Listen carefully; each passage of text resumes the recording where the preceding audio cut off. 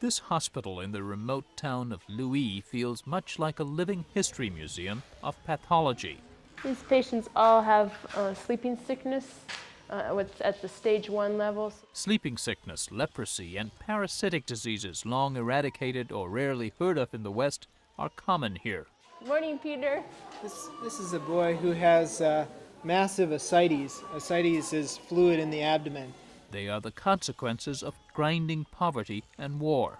Not sure exactly how it happened, but there was a grenade, and he was trying to throw the grenade away, or the fuse from the grenade, and it exploded, and it blew off 3 of his fingers. Cooper and Daniels work for Samaritan's Purse, a Christian relief agency that took over this hospital 7 years ago after removing mines and installing foxholes. Samaritan's Purse is led by American evangelist Franklin Graham.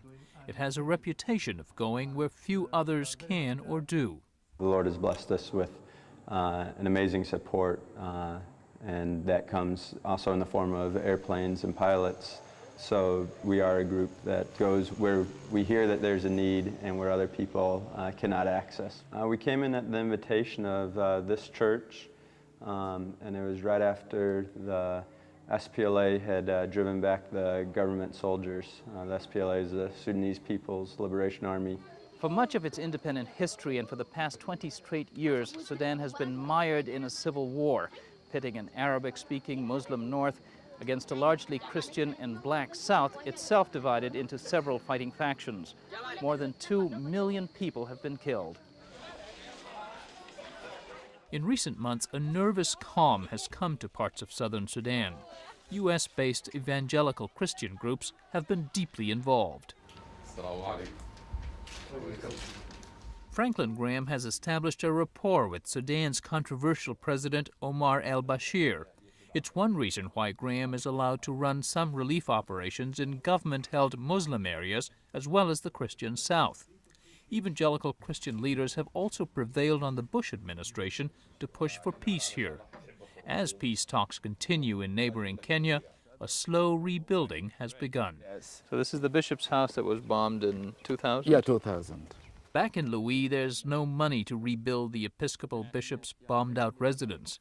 It's hardly the most pressing need anyway. We need manpower and training for the young people. See, imagine we have been now in the war for 20 years. Some children were born in war, they grow in war, and even some die in war. So we are so backward, and we don't know what to do. That's a great challenge for us. Samaritan's Purse financed the rebuilding of Louis' Episcopal Church, which was also bombed. And it has a team of deeply committed workers. Surgeon Warren Cooper has been here 5 years and has no plans to leave. It appeals to my sense of adventure. I have a good time, and I feel like I'm part of this community, and I feel like, they accept me and I'm one of them, and that really means something to me. I greet you all in the name of our Lord and Savior Jesus Christ. Evangelical preachers and churches have often been at odds with older established churches, but in Louis, where the Episcopal Church dominates, relations are cordial. Cooper says one reason is that except for the occasional guest sermon, his work is mostly in surgery, not church. For me, medicine is kind of one of those unique fields where you can work out, where you can live out the Christian faith, and not just what you say, but what you do. I think it'd be very hard to continue on doing this if you didn't have a sense of an ultimate meaning in what you were doing. Just hide under Yeah, a rock, you hide basically. under a rock, you crawl in there, Karen Daniels came here about 2 years ago. She always wanted to be a nurse and work in the third world, as her father, a physician and pastor, did.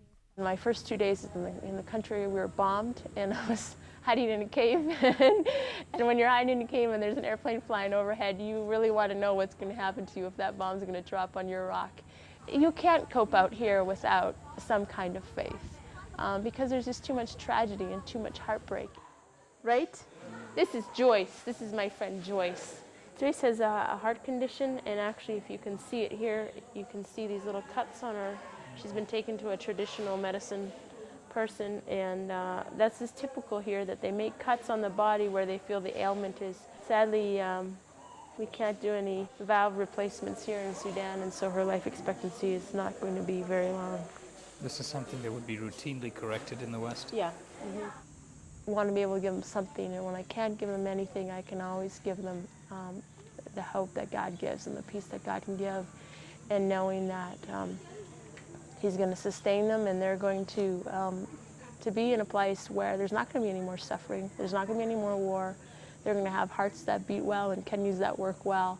There's no question the goodwill generated by Samaritan's purse here, elsewhere in Sudan, and in other troubled areas accrues to the agency's benefit and helps its evangelical cause. That speaks to them and says, okay, they heard us, they came, there must be a reason why they've done that. And it opens the doors for us to share. I've had Muslims ask me, why have I come? And it just presents an open door for me to say, well, I've come because the Lord loves me. He gave His Son for us, and I have come to just share that love. We were bombed when you were bombed, and we are happy to see that the church is rebuilt. That kind of evangelization has been controversial in developing nations, Muslim, Hindu, as well as those where mainline churches dominate, places where new evangelical churches have seen substantial growth. But in Sudan, Bishop Bolan Doli is grateful to evangelical groups for their support, especially in bringing some peace to this long-suffering land. For Religion and Ethics Newsweekly, this is Fred Sam Lazaro in Louis, southern Sudan.